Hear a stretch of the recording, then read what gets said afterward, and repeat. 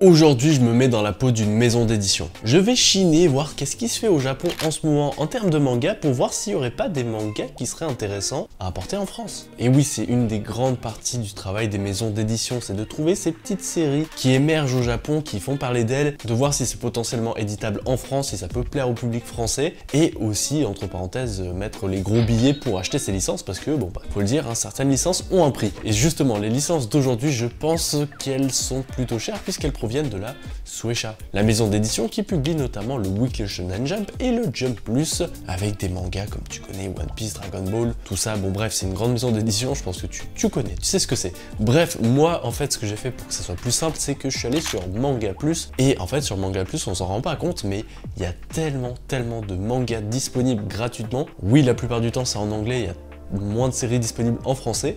Mais voilà, si tu te débrouilles un peu en anglais, il y a de quoi lire et franchement ça c'est cool. J'ai donc commencé ma série de recherche et là j'ai vu une affiche qui m'intéressait plutôt bien et j'ai commencé ma lecture. Il s'agit du manga Kunegai Okuni University Art Department Film Program.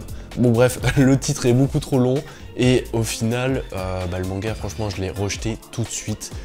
Voilà, parce qu'on parle de cinéma, d'une école de cinéma, tout ça. Et personnellement, moi au niveau des dessins, c'est pas passé. Et surtout, trop de texte, non. Ça, non, dans ma maison d'édition, je n'en veux pas. J'ai mis ça de côté directement. Par contre, je suis tombé sur une petite surprise après. Et je pense que c'est un manga qui s'adapterait plutôt bien en France. Wild Strawberry. On est dans une société où les plantes ont évolué, où elles se mutent un petit peu et elles peuvent aussi prendre la possession de ton corps, te transformer en une sorte de plante humaine, humanoïde, qui tue des gens pour se nourrir. On est donc dans un Tokyo dévasté avec plein de végétation, c'est on dirait un monde post-apocalyptique, mais en fait les citoyens vivent toujours. Le problème c'est que ils vivent pas forcément en paix. Il y a des brigades de police qui font des rondes pour enflammer ces plantes invasives, ces sortes de monstres. Et nous on va particulièrement suivre deux orphelins qui ont été adoptés et malheureusement les gens qui les ont adoptés c'était en fait des plantes et la nuit où ils souhaitent les dévorer il va y avoir une sorte de petite confrontation et en fait on va s'apercevoir que l'un des deux enfants était porteur aussi du virus. Et quand tu es porteur de virus, tu es un Jinka. Et les Jinka, on n'en veut surtout pas au Japon parce que voilà, comme je t'ai dit, il y en a des meurtriers. Mais en fait, on peut s'apercevoir que avec la petite jeune fille, c'est que c'est pas forcément tous des meurtriers et ils peuvent même contrôler leur Jinka. Tu t'en doutes, par la suite, il va se passer plein de choses. On va avoir un protagoniste qui va vouloir protéger sa sœur parce que voilà, les gens voudront la tuer parce que elle est porteuse du virus. Moi, avec ce manga, j'ai beaucoup aimé cette ambiance Tokyo un petit peu post-apocalyptique avec cette notion de survie. Les Jinka sont redoutables et au niveau des dessins, ils sont dessinés d'une manière assez incroyable. Il y a beaucoup de détails, c'est très fleuri. Il y a des petits jeux avec des pages en couleur aussi qui sont magnifiques et qui viennent au fur et à mesure des chapitres aussi, donc ça c'est plutôt agréable. Et je pense que c'est un manga qui s'adapterait vraiment bien en France. Autre manga qui est sûr d'arriver en France tout simplement parce que l'auteur est connu pour avoir fait Tokyo Revengers. Alors oui, Tokyo Revengers, au début il y avait une grosse hype, tout le monde appréciait plus ou moins Tokyo Revengers. En gros, il y avait une communauté qui s'accordait à dire que c'était vachement bien. Et au fur et à mesure des chapitres, la hype a un peu baissé et il faut dire aussi que le manga a un peu baissé en qualité avec les sauts dans le temps partout, c'était un peu chiant. Moi-même, je suis de cet avis, j'avais beaucoup aimé les premiers chapitres, genre les 10 premiers tomes, j'ai vraiment enchaîné. Et au fur et à mesure du temps, avec justement ces sauts dans le temps, j'ai un peu moins apprécié. Mais ça veut pas dire que je veux pas voir ce que l'auteur fait après en fait. Et j'ai bien eu raison parce que avec Astro World qui est sorti dans le Weekly Shonen Jump assez récemment, le 14 avril pour être assez exact, il y a pour l'instant 6 chapitres, j'ai l'impression qu'il y a il y a un petit truc là franchement. J'ai une petite vibe début de Tokyo Revengers justement. Donc avec Astro Royal, on est dans le Japon, encore une fois. Il y aura une histoire de clan puisqu'il y a un chef de clan, le meilleur clan, voilà, le meilleur clan mafieux, tout ça, tout ce que tu veux. Ce chef de clan malheureusement il va décéder et il laisse derrière lui de nombreux fils, je crois qu'il y en a une vingtaine, bref c'est un peu abusé, entre des fils adoptifs, des fils non légitimes, c'est un peu le bazar tout ça, mais évidemment comme tu t'en doutes, le problème et le thème de l'histoire ça va être la succession du pouvoir de ce père parce que il a désigné un héritier et on peut dire que tout le monde n'est pas d'accord. Mais attention, outre cette histoire de succession, en fait il va se passer quelque chose d'assez particulier, c'est que au moment de d'annoncer ce sera tel successeur, il y a une météorite qui s'est abattue sur le Japon et qui a complètement détruit Tokyo et en fait elle a amené avec elle cette météorite certaines pierres qui font en sorte que les gens ont des pouvoirs magiques. Ils vont être modifiés physiquement avec une apparence un peu différente au niveau de couleur, de structure, de bras, tout ça, ça va être assez cool. Notre héros principal, évidemment qu'il aura un pouvoir, sinon ça serait un peu ennuyant. Et quel pouvoir, hein. Il a un pouvoir un petit peu ennuyant, je trouve. Un petit peu ennuyant, c'est un petit peu dommage, c'est le bémol de cette histoire. J'espère qu'il évoluera ce pouvoir parce que tout simplement, il peut mettre des grosses patates. Hein, on espère que ça va évoluer, ça me fait beaucoup penser à Jagan dans cette ambiance où tout le monde peut avoir des pouvoirs par-ci par-là qui sont plus ou moins liés à l'envie que tu as. Donc voilà, notre héros principal, lui, il veut protéger les gens, c'est même s'il est dans la mafia, tout ça, il est dans, on va dire, le bon côté.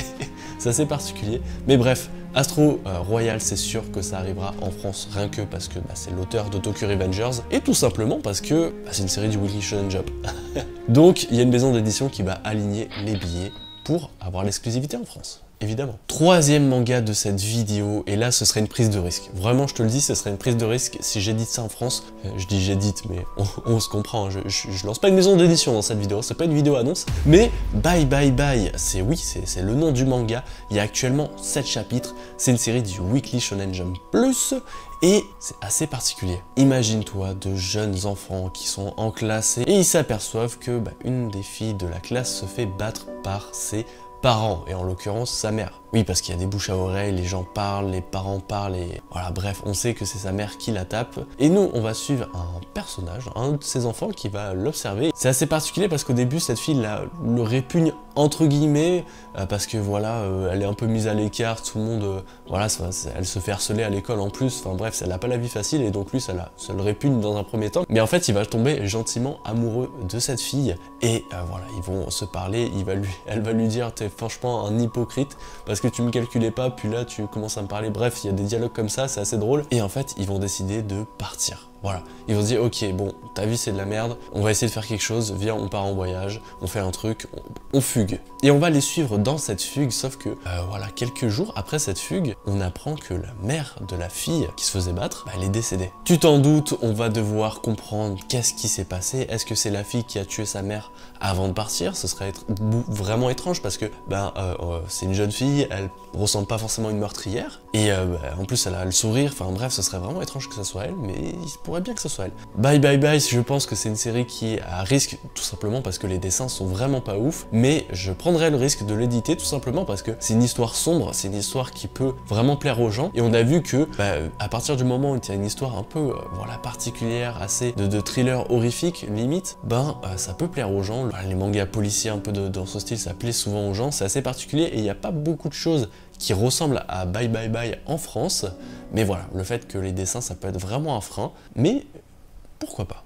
Et on finit cette vidéo par un manga qui, je pense, débarquera en France parce que il y a une petite vibe Fujimoto. Hankoku Delta, c'est un manga aussi qui compte une dizaine de chapitres à l'heure où j'enregistre cette vidéo, et c'est issu du Jump Plus. Comme je te l'ai dit, on est sur une vibe un peu de Fujimoto, et donc on a une histoire assez décalée, puisqu'on va être propulsé dans le monde Delta. Le monde Delta, c'est un monde parallèle au monde qu'on connaît, notre monde, et c'est un monde dont l'énergie dépend des humains, d'un truc qu'il y a dans notre corps, de notre énergie à nous. Et donc, quelques habitants de Delta vont descendre sur la planète Terre, récupérer ce fluide en tuant des humains. Et nous, on va suivre une jeune fille du monde Delta. La particularité, c'est que les citoyens du monde Delta, déjà, sont un peu particuliers physiquement, et voilà, il y a des phases bizarres, et quand ils descendent dans notre monde, ils sont transparents, personne ne les voit, donc certains vont enfiler une sorte de combinaison pour se faire voir, pour parler aux gens, pour communiquer, et nous, on va suivre voilà, cette fille qui va pas tuer non plus n'importe qui, elle va tuer les méchants, voilà, des méchants, mais ce qui est drôle, voilà, c'est que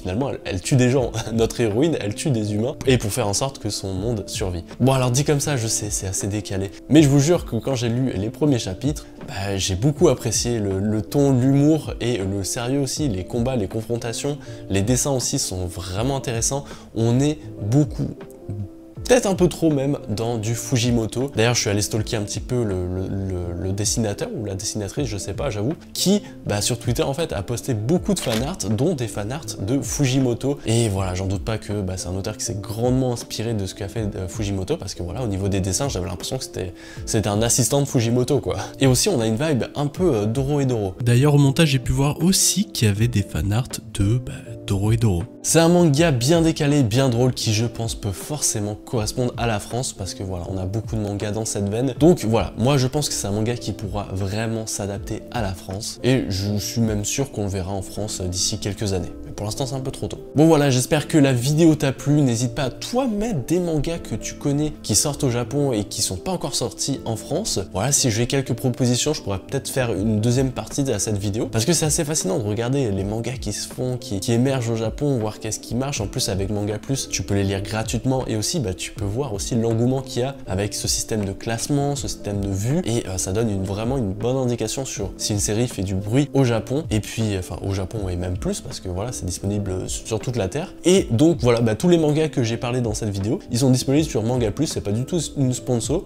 ils sont disponibles gratuitement. Voilà, t'as juste à créer un compte je pense, et tu peux les lire. N'hésite pas à me dire qu'est-ce que tu as pensé de cette vidéo en commentaire, et voilà, n'oublie pas de me proposer des mangas qui sont pas édités en France. Voilà, c'est votre devoir de la semaine. Allez, on se retrouve la semaine prochaine pour une nouvelle vidéo. Ce sera un podcast avec Badass. Allez, ciao.